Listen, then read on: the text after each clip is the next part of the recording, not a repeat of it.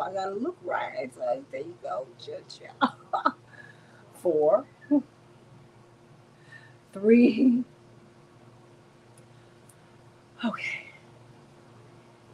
Hey, everybody. Welcome to the Santita Jackson Show. Are you ready for the 4th of July? I know I am. And I cannot wait.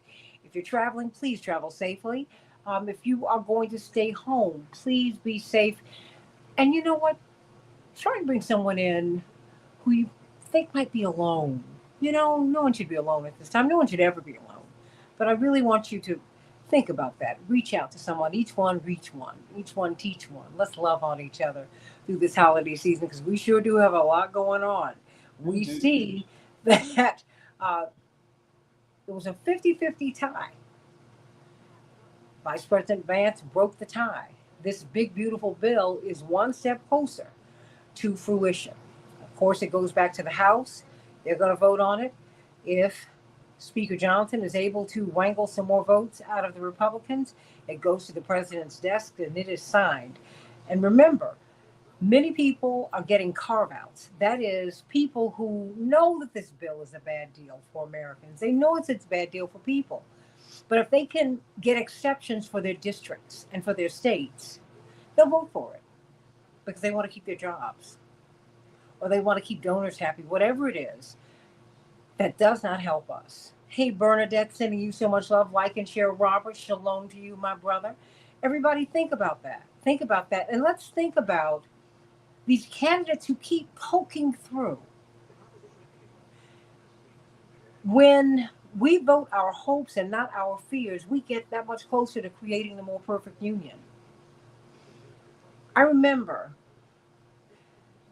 at the height of the Cosby Show's popularity, and really from the beginning, Bill and Camille Cosby were, no one supported the Jackson candidacies with more fervor on a personal and institutional level than the Cosbys. I mean, they made sure that my parents were able to run because you're not able to make any money or anything like that. But there were just things that they wanted. They said, "Look, you got to run because you're not only you're out here, but we agree with this candidacy." So you can remember, those of us who do, that the Cosby Show was the number one show. It's really the top sitcom of all time. They don't want to give it the credit for that. You hear about Friends and all these other shows, but no other show in the history of American television has been number one perennially, year after year after year after year after year. For 5, 6, 7 years, they did not miss a week being the number one show in the United States. Amazing. So on the set of the Cosby Show, he was sitting in the chair at the entrance of their townhome, and he gave an endorsement of the candidacy. And India Walton, I tell you what he did.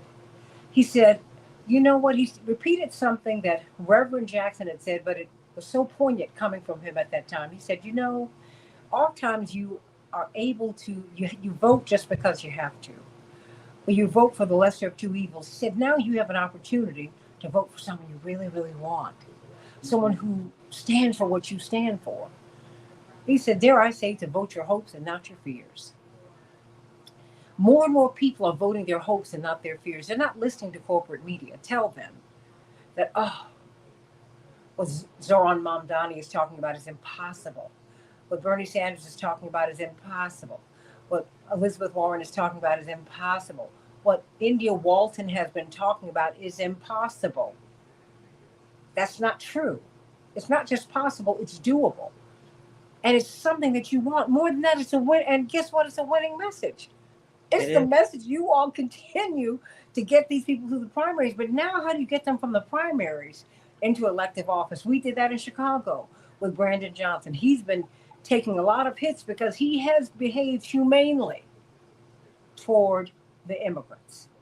Or should I say, to these people who've been brought into the United States. I keep telling you all about the 10th Partnership Program for Refugees that was signed by our own Secretary of State. The corporations have brought these people here to work for cheap. And everybody's angry with them. Think about that, everybody. So, in this time of economic want, and times are about to get much more dire, there's a Yale study that shows that more than 50,000 excess deaths a year will be caused by this bill. That's for starters. So when Zoran Mamdani says, hey, I want to open up the buses so you don't have to pay for them, we're already subsidizing the buses. They're a public trust. See, a lot of the things that we say are impossible, you're already paying for. Mm-hmm. Boeing is a big, big recipient of your money. Mm-hmm. Northrop Grumman, we subsidize the entire military industrial complex. Their money comes from us. It doesn't come out of thin air. Well, we're printing money like that, but you know what I mean. So Wall Street privatizes their wins, they socialize their losses. And so when you have candidates who say, hey, hey, hey, wait a minute, instead of giving that money to them, let's give it to her and him. We begin to say, well, we can't afford that. We we continue to believe the fiction spread by corporate media who are acting on behalf of their corporate masters. So I Mm-hmm. wanted to bring to you a woman who did something that really shocked us 4 years ago, 2021. I don't want you to forget that because I'm hoping that she will continue to do what she's been doing. She's a registered nurse, and she finally, and I'm going to let you tell your story, India. You finally said, we're not going to do this anymore. No mas, no mas. I'm going to run for mayor. And she shocked the entire system in Buffalo, which is Buffalo, New York, which is the state's second largest city. It's one of the big cities in the country. She became the Democratic nominee. Then the big money, the donors came after her, and they're still coming after her. So I want you to tell your story, India, because I think it's important for us not to forget this candidacy, to learn lessons from it. Indeed, interestingly enough, Zoran Mamdani, a New York State Assemblyman, what he endorsed you? Mm-hmm. Talk to us. This has all been very interesting. I mean, this last week um, has really liberated me in a sense that I feel like I can tell my story Mm-hmm. without having to mince words, without having the weight of not seeming bitter, because now it's beginning to make sense because it's happening to someone else. Mm-hmm. So when I talk about how I was the Democratic nominee and they tried to use my values and my platform against me and call me a socialist and use personal attacks on my identity and using racist and sexist tropes by calling me things like welfare queen and hood rat, even though I've been a registered nurse for more than 20 years, you know, um, I feel vindicated. And I also feel like we've learned a lot of lessons from 2021 that I'm able to share with Sohran. And that's, to stay the course, that your message is a winning message and that you don't have to kowtow or capitulate to the Democratic establishment in order to be successful. When you, this sense of vindication that you're feeling now, what was your platform? And how, number one, how did you do it? Because I have to tell you, when you came out, not out of nowhere, when you just rose up from the community and won, it was a huge story. It's still a huge story to me. Because you're not in an overwhelmingly black city. It's not a Detroit. It's not a Chicago. It's not in Atlanta. I mean, you just resonated with people. What made you run? How did you do it? Well, my decision to run really came on the heels of the 2020 protests after the murder of George Floyd. There Mhm. were young people, there were old people, there were white people, people just all out in the streets. And, after that sort of died down, people wanted to know, well, what do we do next? And one of the things that was most frustrating for me in Buffalo was we had a black man who had been mayor for 16 years. And not only did we not see meaningful reforms to the police department, but he also admonished the protesters in many ways. He called the police pushed down a 75-year-old man and cracked his skull open, and he said, well, he was outside after curfew. And he was a demonstrator. He was protesting. He was Yes. protesting.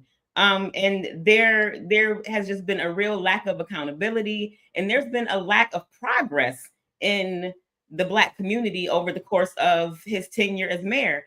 And while we're, strategizing about what the next steps should be, I said, well, the problem is coming from the top, really. He's the top executive in the city. He is the boss of the police commissioner and thus the police. And if he wanted there to be accountability, he could do it. He's just refusing to. So I said, why don't I run for mayor? And then we all laughed, but we began to organize. And Who's we? Who's we? Just you.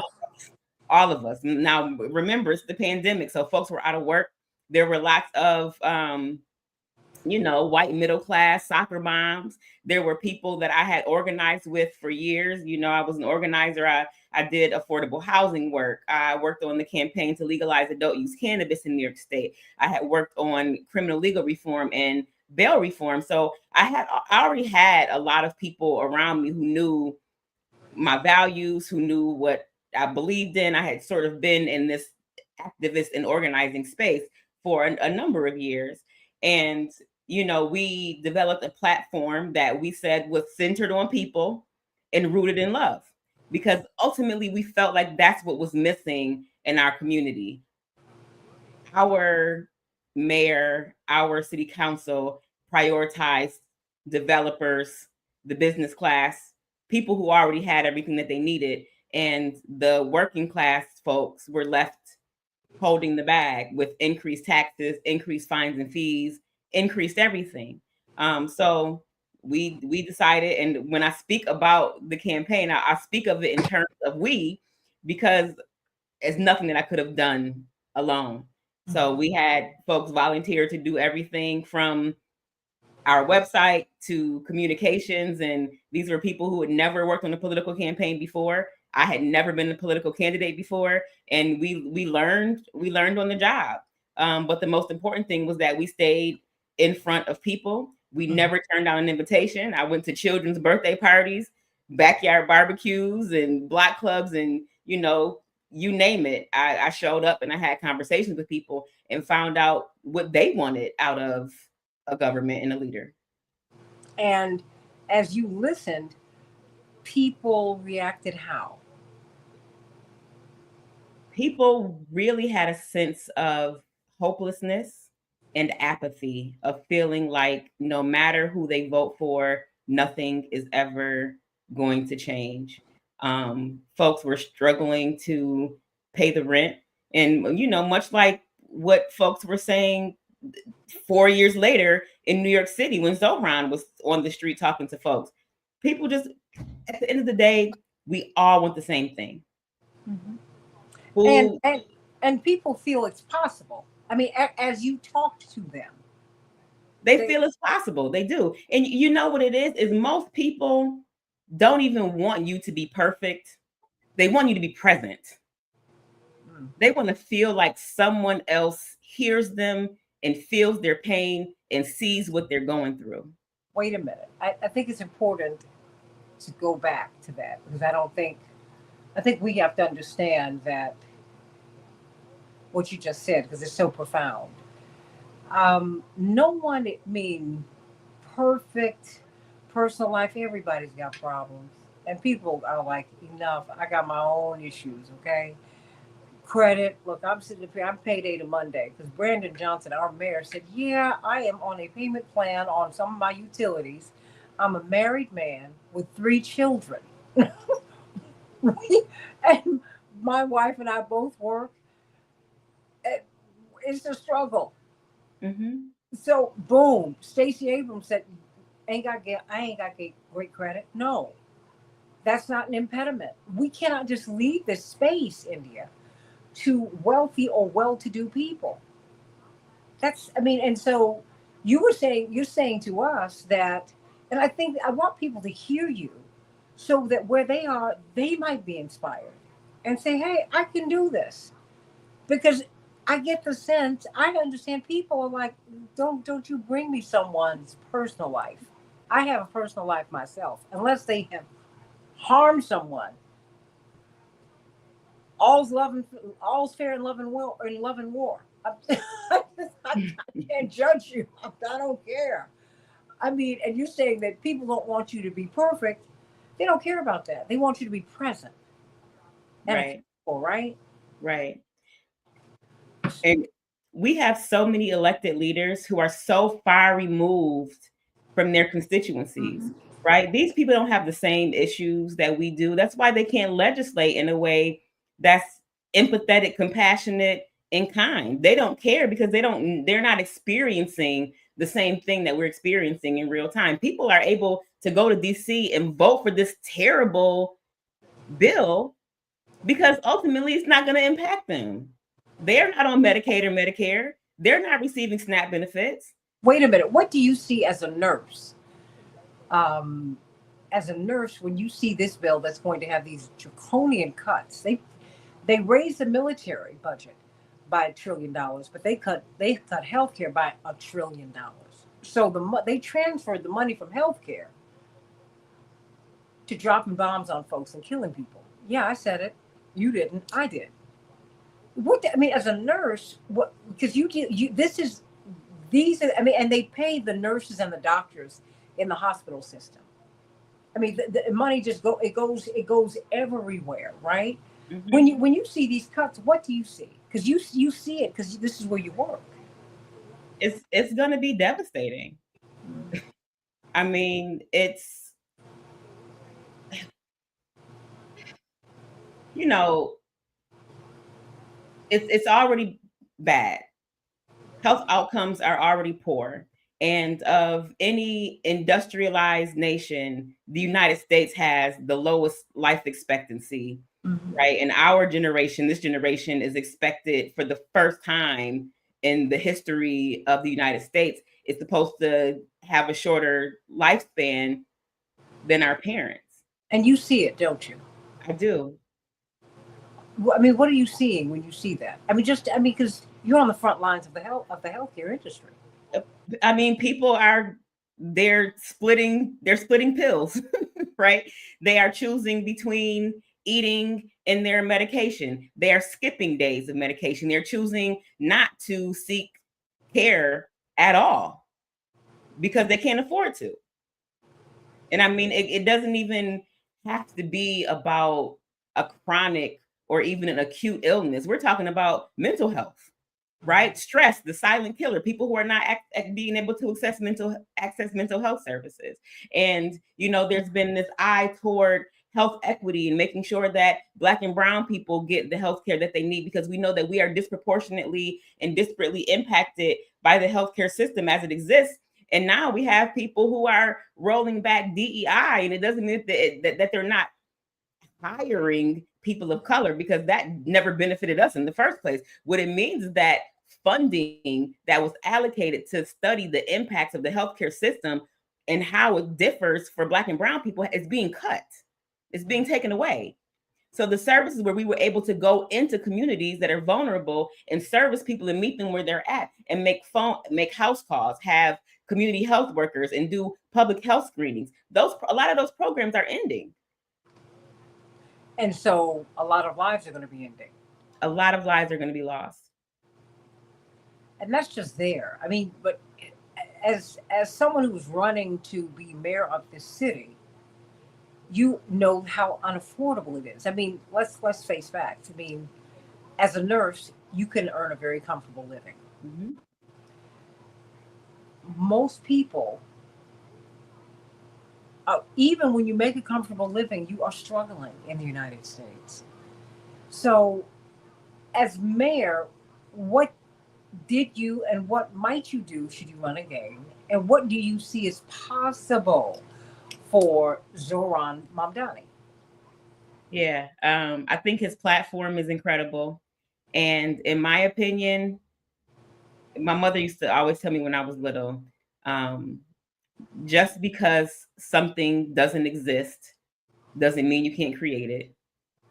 And just because you haven't experienced something doesn't mean it doesn't exist. So, I was really interested in piloting a universal basic income program. Buffalo is the third poorest city of its size in the nation. We have a childhood poverty rate that's above 50% in some neighborhoods. And studies show that when you provide folks with unencumbered, no questions asked money, what they tend to do with it is improve their living situation, buy healthy foods, put their children in extracurricular activities. It takes some of the weight off of that everyday stress that keeps you from moving up through what we call Maslow's hierarchy of needs, right? If you can't get the basics taken care of, you can't think about what you might be doing next week or next year or 5 years from now. Not at all. So, one of the things that I wanted to do was pilot a universal basic income program. I wanted to expand a community land trust that I co-founded called the Fruit Belt Community Land Trust that prioritized permanently affordable housing and gave folks opportunities for home ownership outside of traditional banking methods and credit scoring systems. How many people do we know that have rented a house for 15 or 20 years and have never been late for the rent, but can't qualify for a mortgage? Which is insane. I mean, and when you're putting, these are common sense policies to me. And now I think that now that the pain of people's lives has intensified, now they're searching for answers too. Now they're saying, wait a minute, it's got to be better than this. Because people who really thought, and I'm not judging anyone who voted for Donald Trump or people who believe their politics, or they would characterize their politics as being less progressive than mine. I'm not mad at you because everybody thinks that it can't happen until it happens, what you just said, to them. When you won, it was a shock to the system. What were you then up against? I mean, like, what happened to you, like, the next day? Because I know everybody went. I know the mayor looked at you like, where'd you come from? He did, but he also knew. I had been an organizer for years, right? And I had always sort of been in his face and around him and asking him questions about a myriad of things. And I really believed that I won that primary fair and square. And I thought that he was a person of enough integrity that he would have conceded and facilitated a transition for me to come into office and be successful as his successor. He did not. He said that many people were calling him, and what they said was that they should write down Byron Brown.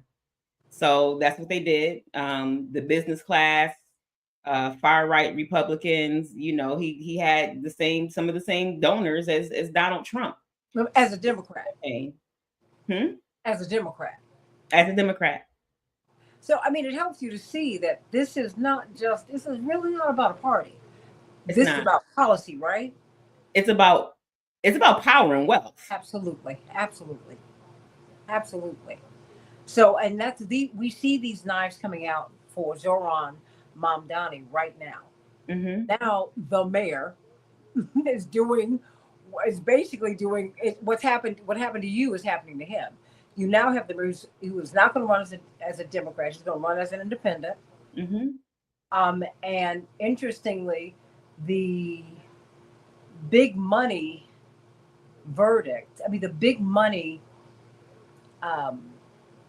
that came after you, it's coming after him, like Bill Ackman and people, the person who really drove Claudine Gay, the first Black president of Harvard, out of office. And one of the drivers against DEI, he and Jerry Seinfeld's wife helped to fund those violent protesters at UCLA. That came out. And he said, I'm willing to call my friends on Wall Street and put all the money we can against him. And that's what happened to you. Yep. Yeah. But that's okay, because you know what that means? It means you're winning. You're not going to win every race, India.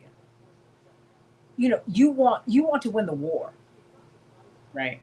I mean, battles, you win if you lose if you, and quite frankly, you learn much more from the losses because you say, next time. I mean, there's a reason that Reverend's vote totals doubled. I know I keep going back to that campaign, but that campaign, quite frankly, is iconic.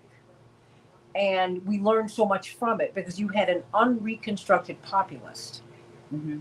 who ran and who almost became the nominee. And he was a shock to the system. But what he was able to do, because he had such strength from the Black church, and he had been out here organizing with people by that time more than 20 years. He was only like 41, 42 when he first ran.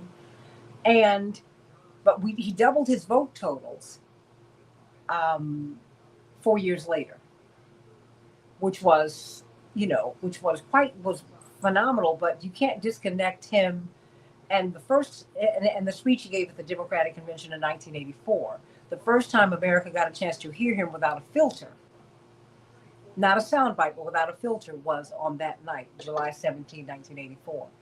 So that's why I think at this time it's important for people to hear your voice. People need to know what happened with you, um, and how, because they're not coming just after you; they're coming after the power. Right. I mean, that's really what it is. And so, what do you think we can expect, um, given your experience? What do you expect from Zoran Mamdani? Well, we're seeing it already with with the Islamophobia and anti-Muslim rhetoric. With these accusations of anti-Semitism, asking him questions that have nothing to do with policy or his platform or how he would be as mayor. Asking him to explain phrases and words that he's never even uttered. Focusing on what the definition of a democratic socialist is, rather than focusing on the fact that he is the Democratic nominee for mayor of New York. And I think he's been handling it great. I think that, he's not been defensive or standoffish about it. I think that there will need to come a time where he stops answering these questions because they're ridiculous. What his opinion of a global Antifada is. He never said that. And it's not his responsibility. He's not an English teacher. It's not his responsibility to tell people what words mean. That's on them to find out for themselves. I think I want people to stick to the issues and what it is that he's trying to do and the type of person he is and the character that he has. I've known him to be a frontline fighter, not just an armchair quarterback. He went on a hunger strike to get the debt forgiven for thousands of taxi drivers in New York City. I've seen him on the front lines protecting tenants and tenants' rights. He's been a great assembly person. He's got a high approval rating in his district and constituency. And final numbers came out from the ranked choice, and he's got the second highest vote total in the last 50 years in this primary, second only to who? Who? David Dinkins. Who? Who? Who? Oh yeah, I mean, and he was a product. After the '88 campaign, that night we said, "Look, Reverend said I lost it. We might have lost the state, but we won New York City." People were like, "Yeah." He said, "And we're coming for you. We're coming for that mayor seat," which put Ed Koch, a very popular mayor, on notice. Got him out. It's not impossible. And so what you did is not impossible, and what you still can do is not impossible. You see Gabriella, she said, "How can I support India on the causes she's behind?" She said, "I'm in Ohio, but I love her real, raw, practical approach. Want to see her and others rise to power." How can she stay in touch with you? I'm still trying to figure that out. I am on Twitter at India BFLO and India Walton BFLO on Twitter. I'm on Instagram, India_B_, and I am the senior strategist for Roots Action. So you can follow my work at rootsaction.org. But I'm sort of like retooling, rediscovering myself and my power these days. And I'm sure that I will be with you again soon and have some more updates to share. or you're going to be a regular here. Like like she just said, there's more of us than there are of them, and that's true. And look, let me say this as I bring up Dr. David Gibbs. His book, The Revolt of the Rich, is part of the reason we're in this moment, and part of the reason I would say that your candidacy has resonated so deeply with people. Certainly, it's resonated with me. Um, Dr. Gibbs, it's always a joy to have you on the show. I met her at a Democratic, a Progressive Democrats of America event. Last year, we had our international convention. We were going into the Democratic convention. There was just a lot going on. And I saw this young woman who's barely over 4'11" come up to me. Hi, how you doing? I'm India Walls. And I looked at her, I said, you're the little woman who made all that trouble up in Baltimore, you? And she said, yep, it's me. And the thing is, with a made up mind, there's so much that you can do. Gabriella said there's more of us than there are of them. And we are the ones who have to believe. That's how you had the Boston Tea Party. The Boston Tea Party is really an incredible event. It happened when you had kings and queens. Kings and queens, at that time, the belief was God had anointed and appointed them to rule over you. These people said, absolutely not. It's a change in the mindset. So as you retool, let everybody go to rootsaction.org and stay in touch with India. Of course, everyone, Zoran Mamdani, this is a national campaign. It means it means a lot to everybody for a lot of different reasons. And that's all right. I think that's a great thing.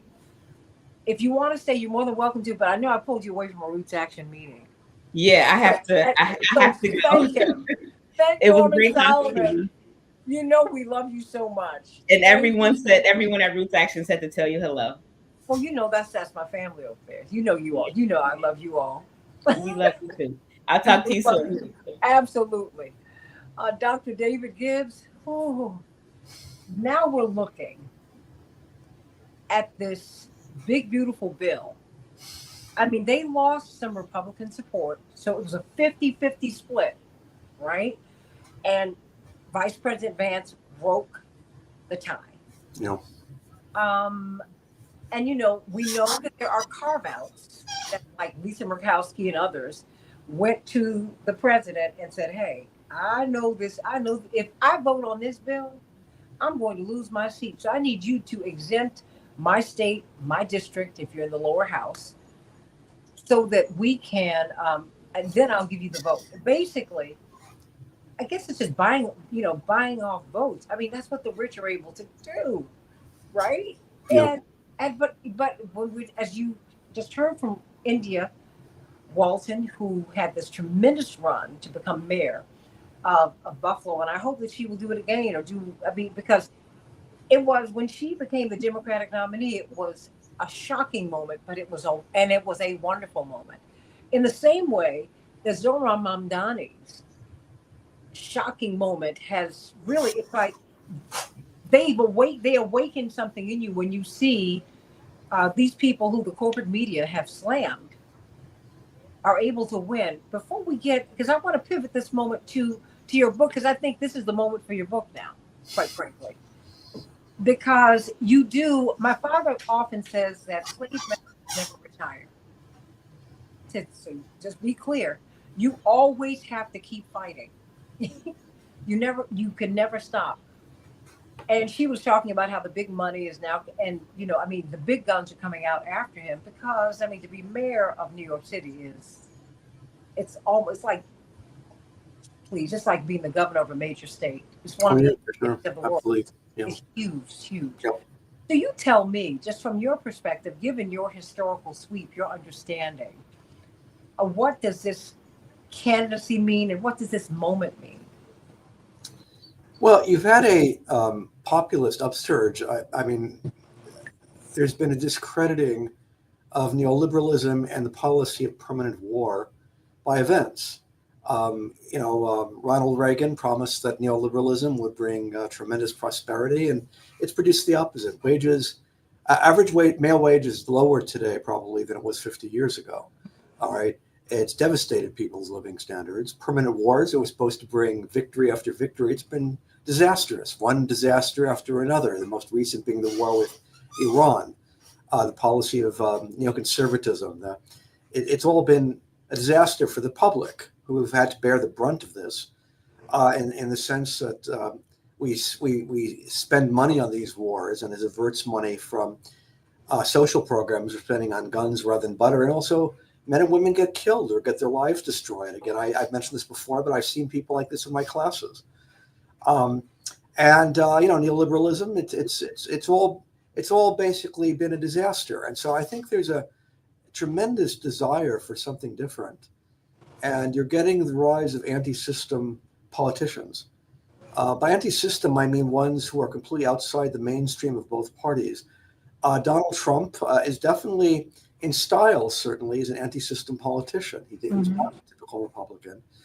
He had the language and style of a populist, even if we're seeing now he's very much a plutocrat, but the style was a populist style. And he definitely has a working class base. That's undeniable. And a multiracial working class base. That's also true. And Bernie Sanders was another. You're getting also around the country the rise of individuals who are running for office. And Zohra Mamdani was a major breakthrough. There's no doubt about it. This is a city of 8.5 million people, the largest city in the country. The mayor of New York is always a major public figure nationally, with a major influence nationally. And he's a very talented fellow. There's no doubt. He's been extremely graceful under attack. He's been under a tremendous attack, and the attacks are only likely to increase. And I'm very impressed with his poise and his ability to parry the attacks. I'm sure the knives are sharpened and waiting for him in the election, and also especially in the very likely event that he wins the general election. There are going to be people working overtime to undermine him, that's for sure. And the reason is he's an anti-system figure. He emerged outside of the Democratic establishment, to some extent adversarial towards that establishment, and to the private sector establishment that undergirds the party establishment. And again, it reflects the fact that New York City is unlivable for vast numbers of people who live there. Urban America has become unlivable. It's unaffordable. Housing is unaffordable. The schools are increasingly low quality in education. The infrastructure is terrible. I have to say, every time I go to New York, I'm impressed by the fact that the New York City subway system, it seems like a subway system you'd expect in a much poorer country. It's amazing. I just, a month ago, I flew out of JFK Airport. And again, it looks like an airport you'd expect from a much poorer country. I flew into Istanbul. And Istanbul, again, Turkey is a much poorer country, and Istanbul Airport is beautiful. Yeah. It's beautiful. And the question is, why are infrastructure and public services so bad in New York and across the country? Well, I think Zohra Mamdani has been elected because of popular dissatisfaction with that state of affairs. And that is absolutely true. And which brings us to your book, because you now are seeing, look, people fight amongst themselves all the time, but it's very interesting to watch the Elon Musk, President Donald Trump, and Elon Musk tussle. Donald Trump, to paraphrase what he said in his Truth Social post, said, Elon, you better watch it. Otherwise I'm going to send you back to South Africa, and maybe I can put Doge on you, because your money comes from the government. Okay? I mean, it's like, but all this stuff is being laid bare right now, right? But the rich are revolting. I mean, we're seeing this massive transfer. I mean, moving $1 trillion out of healthcare into the military. Your book, The Revolt of the Rich, I mean, how the politics of the 1970s have shaped the moment that we're in. I mean, in the 1970s, that's coming out of the 60s, where you have this massive push of people power. Even, I would even say, looking at the president who kicked off the 60s, the more we find out about John F. Kennedy and the forces that were opposing him, he wanted to move away from the Federal Reserve. He he said, "Hey, we nuclear weapons over the Middle East. Got to check that, And Israel, I don't want you to have this because we've got to." Having been a soldier, everyone said all these books that I've been reading about him. He's been endlessly fascinating figure to me. They said that whenever his wife and children were in the White House, you knew there would be no bombs because he had such a sensitivity, just as maybe as a father late in life. I don't know, but how does the '60s? They're still talking about it, Dr. Gibbs. I think what you had here is you had since Roosevelt, since the 30s, you had what I call the class compromise, where because of the Depression was such a traumatic experience on the United States, there was public demand that there'd be no going back to what America was like before the 30s, and the rich would have to accept some limitation on their power, on their wealth, and there was some limitation on their power, on their wealth. The distribution of wealth was the most equal in American history during the period from the 40s through the early 70s. And it really was a period in which to be a working class person wasn't that terrible because wages were rising for most people. A very striking thing, by the way, I have to emphasize this, is the racial wage gap, the gap between African American wages on one hand and average wages on the other hand, which is enormous. It's always been enormous. But it was declining during this period. You had significant narrowing of the racial wage gap. Black people benefited. Not only they benefit, but they benefit probably more than the average. But everybody benefited. This was rising tide does lift all boats, and this was a period that really wasn't for all the problems basically of this. Things were getting better, and you had a reason to expect it'd be better for your children as well.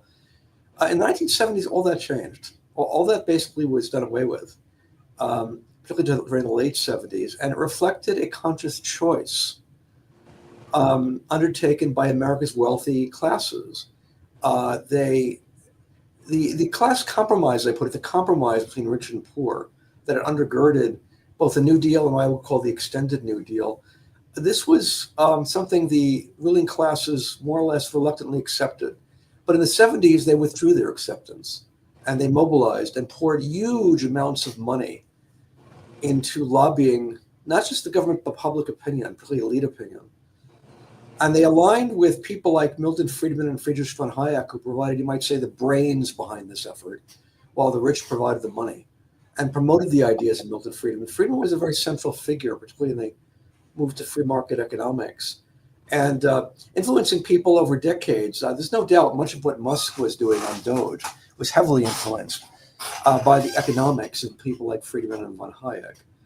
And that really got moving in the 70s, and money had a lot to do with it. There's no doubt Friedman was a very intelligent, talented economist, but that's not enough. You need money and power behind you. And he had that.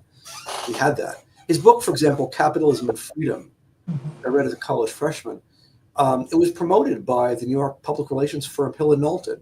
You can't miss but get a bestseller if Hill & Knowlton is backing you. Would you let people know who Hill & Knowlton are? I'm sorry? Hill & Knowlton, one of the most influential That's right. PR and crisis management organizations. Yep. That's right. It's important. It's important to state that. And they backed basically Friedman and his acolytes and helped sell his books and helped promote him. And so I think basically a lot of what we're seeing now does come out of the 1970s. One more thing that came out of the 1970s that has to be emphasized very strongly is that I think the wealthy classes and their strategists recognized that free market economics would never fly with the public. The public hates this sort of thing. And they said this in private. I looked at their private papers, by the way. Much of my research was looking at their private papers, what they were saying to each other privately. What did they say? They said basically, they were very instrumental and they were very clear about this. We have to work together. The rich have to work together, settle our differences, and work together to shift to redistribute wealth upwards. All right, redistribute wealth upwards. They had a very strong sense of victimization. It's amazing how victimized they felt. And they talked about themselves as victims. Profit rates were down. It's a terrible thing when profit rates are down. And so they talked about themselves as victims and they wanted to redistribute wealth upwards. That no more labor unions, no more welfare state, no more redistributive taxation, no more of that. We're getting rid of that. That was their plan. And they, but the problem was America's a democracy. We have elections here, and they said openly there's no way. Well, not openly, in private. There's no way the public is going to go for this. So what do we do? And the answer was wedge issues, the culture wars. And so they began pushing things like hostility to abortion rights, to homosexuality, to nudity in films. Racism was a very important wedge issue, no question about it. And they used that strategically.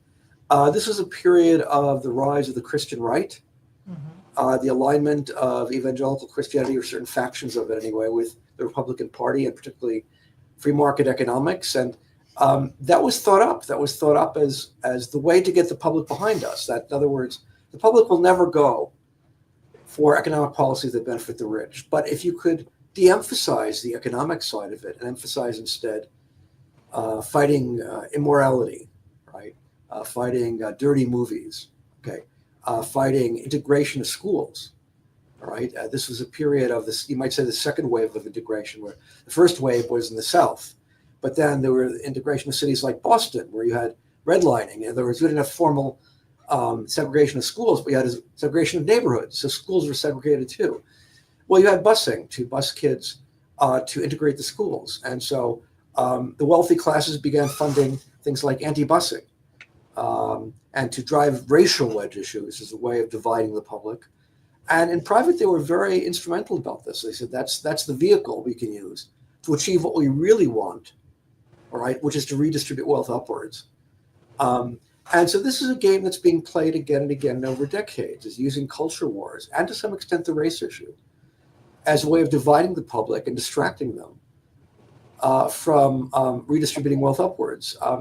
I think, unfortunately, I have to say sometimes, the left plays into this by using very abstract language. I've criticized this many times, that the left often uses very jargony language, and the right loves this because they can endlessly attack the left as being elitist.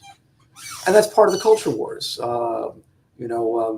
arguing about words, that the left uses words like intersectionality too much, and nobody knows what that means.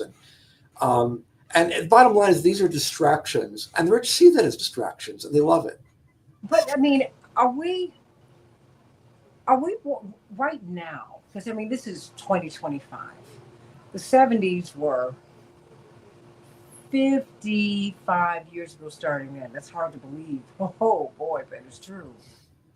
But your book, The Revolt of the Rich, How the Politics of the 1970s Widened the Class Divide. Yeah. Is that what we're watching play out right now? I mean, yes. I mean, because it's like they stayed. It's, when we look at the culture wars, we also had the policy wars. It's like these people kept chipping away. They kept going. There's no doubt what Trump has been using issues like the transsexual issue and popular dissatisfaction with things like pronouns, personal pronouns, things like that, arguing about pronouns. And he's been using that to drive his rise to power. But in terms of policy, and he gets working class support, there's no question about it. The Republicans have become much more of a working class party in terms of voting. Their policies, though, are enriching the very, very rich. People like Elon Musk. I mean, Musk may be very angry with Trump for a variety of reasons, but it's people like him who are most benefiting from the big, beautiful bill. It's enshrining regressive taxation, deregulation. It's increasing the military budget, including for companies like Palantir, who are closely connected to J.D. Vance, the vice president. And it's there's no question what's going on in terms of policy. It's hurting the very people who elected Trump. But Trump talks like he's kind of blue collar style, I guess. He's not blue collar, obviously. He's very rich. He went to University of Pennsylvania. But he's kind of a little bit of a blue collar style. Certainly he speaks in less exalted terms than Democrats do. I have to say, I've always been very angry at the Democrats, and very much even more so at my friends on the activist left. They're constantly using this sort of college seminar style. It does not work well in communicating with the public. And I hate when people use these words that like cisgender normativities, or, again, I live in Arizona, and, Latinos here don't use terms like Latinx. They don't like that term, but the left keeps using it, insisting you have to use it. And they tell you why you need to use it. That's right. They scold you when you don't use it or pronounce it correctly or whatever. And it's a gift to Republicans, of course. It's a gift. And they've been, but every element, every segment of their base they lecture. That's right. They tell black people I mean, I said, wait a minute, on these culture wars, you're going to lose with black people. Let that go. Meet us where we are. I mean, because I have a nephew who's here constantly.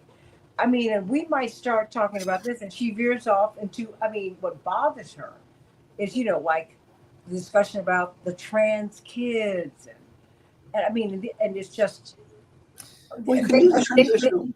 I said, just would you let people don't stop this, because what you're doing is you're excluding so many people. They're cutting people out, and all of these discussions that people normally handled in their home, Dr. Gibbs.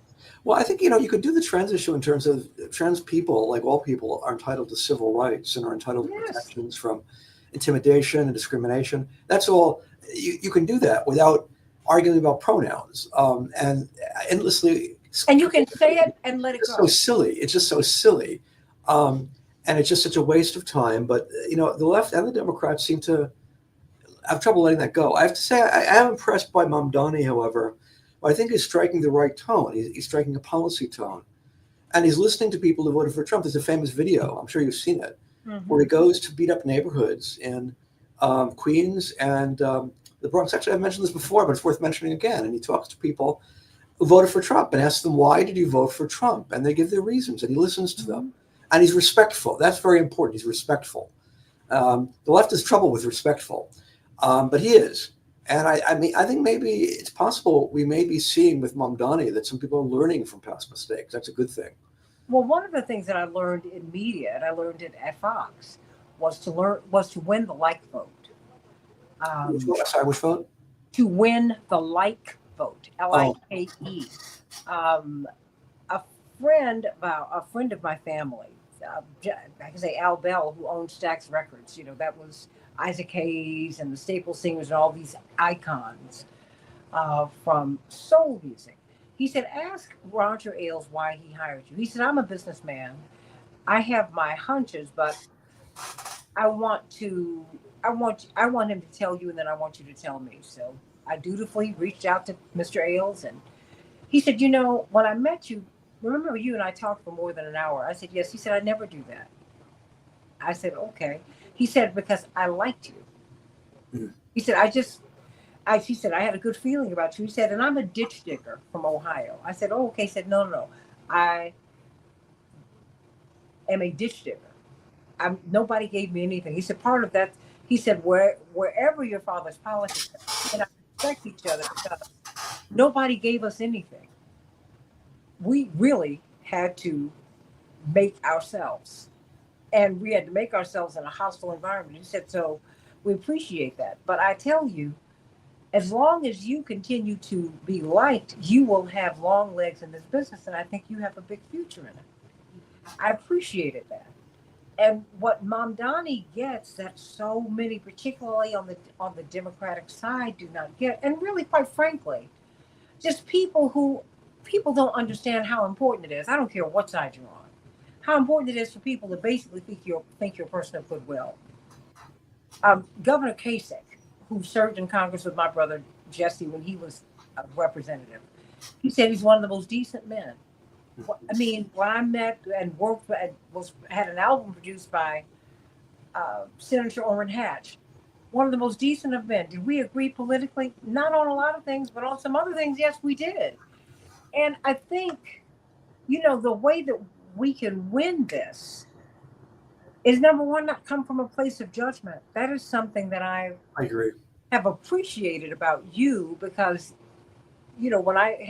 when I was on another station and you could get phone calls, you never moved. You were always very respectful and kind, even as people would assail you because of your views. And I mean, and we've got to do that because the rich really they own the means of communication now. Yeah. So that puts us at a decided, on one level, a disadvantage. But I need you to help me to understand. I want to give the balance of this time, these last 5 minutes to you. What do you see now? Because this big, beautiful bill is going through. Maybe we might be able to stop it in the House, but there, there's a spirit in the air that is allowing it that's letting it squeak through the Senate. I mean, that enabled it to be created in the first place. I mean, who has the nerve to take $1 trillion from healthcare and put it into the military? Wow. Knowing that this Yale study shows that 51,000 people off the top are going to die. 51,000. Well, Trump is certainly being much more radical and much more ambitious in his second term than his first term. Yeah. In my view, a very negative way, in a way that's hurting the people who voted for him. I mean, that's what Senator Tillis said in North Carolina.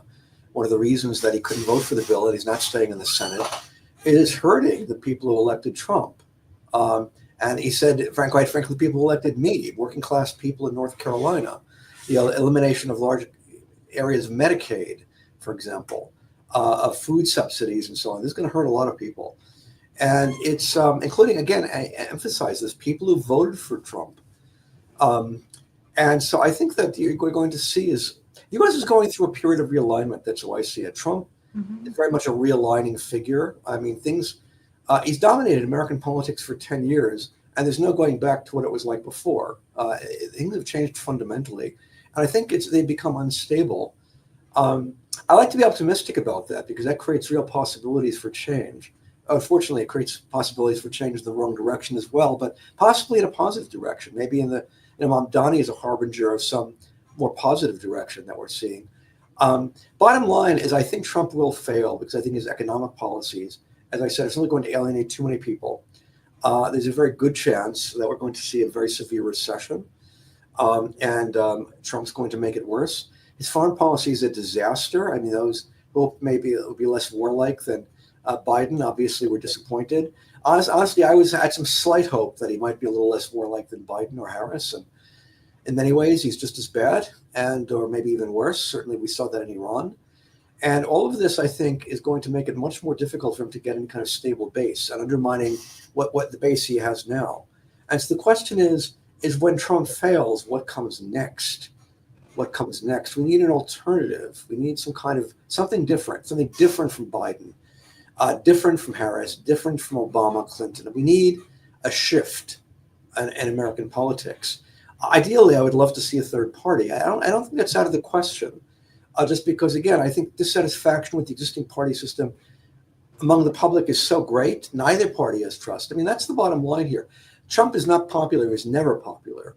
But the Democrats are even less popular right now. And so this could create an opening for something quite different.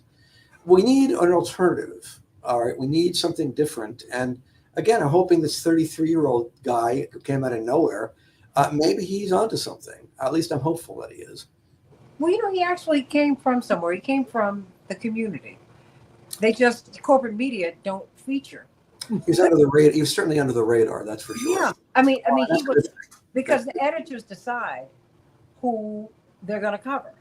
I was listening to one of these music figures who was talking about Diddy. Indeed, apparently that verdict is going to come in very shortly. And he said, one of the things that he learned in that space was that you can work as hard as you want in that system. He said, but that's not going to help you achieve success. He said, you're selected for success in that corporate system.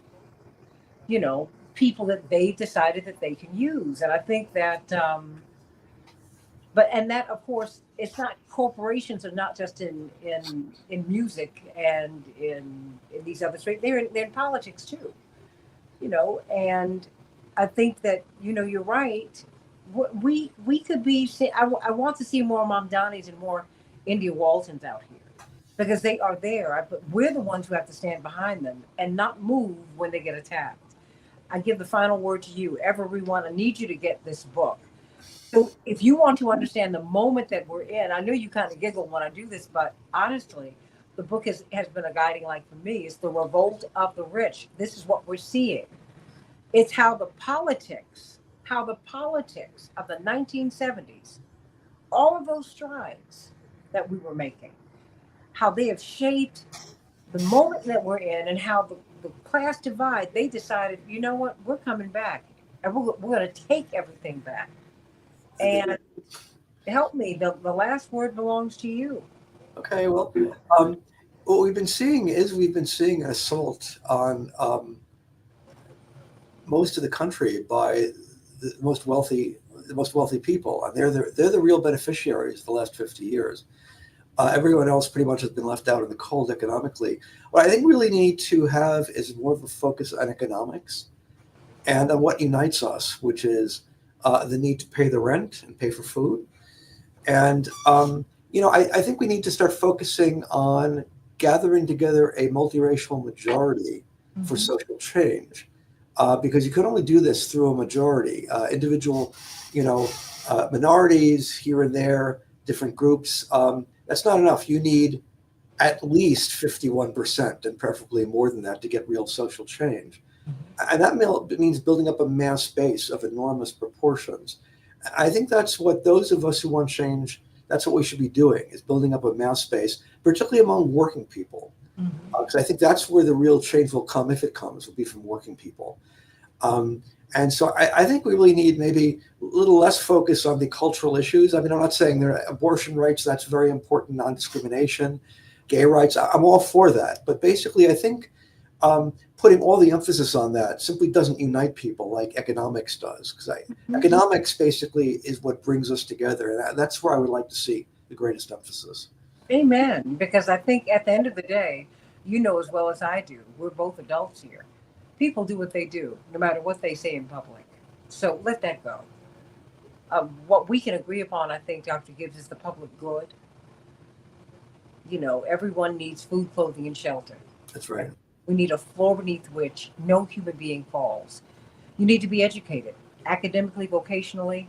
You need that. And you need to have the space to do it. You should not go broke trying to be well. I mean, healthfulness should not be the sole space of the wealthy. That's right. We're the ones who have to decide that all of these things that we are endowed with by our Creator are rights. They're not privileges. Your healthcare shouldn't be a privilege. Education shouldn't be a privilege. A public library, thank you, Benjamin Franklin. Thank you, the post office. It's not a privilege. These are things that you need and you should have them. Now, today, the internet should be a public utility. We need them. So, and you need this book, The Revolt of the Rich. Everybody get it. You need to understand, if you understand how we got here, you will understand why we are here. So please get that book, The Revolt of the Rich. And you're going to have Dr. Gibbs back on, because guess what? They are pushing this bill. They're pushing it so hard. Just very quickly, why do you think they're pushing it so hard? Well, it's very good for basically the people who are funding the government on both parties, and so it's not surprising there's a big push behind something that's going to benefit the very, very powerful and the very, very rich. Well, I just thank you. I thank you for all the work that you are doing, Thank you and so much. all that you have done. May God bless you. Um, Thank you for having me on once again. Always love having you on. One of my Good. favorite people in the world. Brilliant historian from the University of Arizona, the author of the book, The Revolt of the Rich, How the Politics of the 1970s Widened the Class Divide. You need to understand why we're here, everybody. Much love, everybody. See you Thank you. tomorrow on the Santita Jackson Show.